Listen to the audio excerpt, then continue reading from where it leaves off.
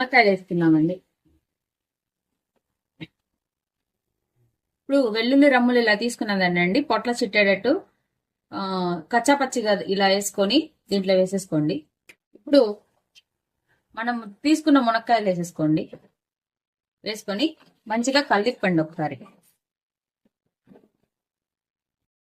మునక్కాయలు వేసుకున్న తర్వాత మంచిగా కలిపుకోండి. కలిపాను. కలిపి కొంచెం నీళ్లు పోసి ఉడకబెడదామండి. కుక్కర్లో కదా చేస్తుంది, కుక్కర్లోకి సరిపడా మనం నీళ్లు పోసుకుందామండి. కారం వేసుకోండి సరిపడా, కొంచెం కారం.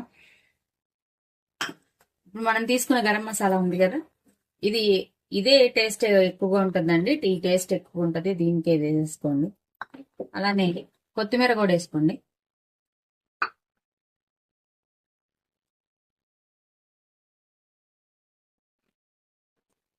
మంచిగా కలిపండి, మొత్తం కలిసేటట్టు కలిపండి. ఇప్పుడు ఇంకొంచెం నీళ్లు పోస్తున్నానండి.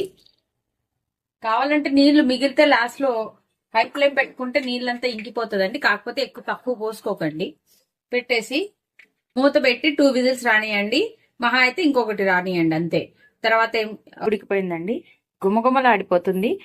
అంతే అండి, మునక్కాయ టమోటా కర్రీ రెడీ అయిపోయింది.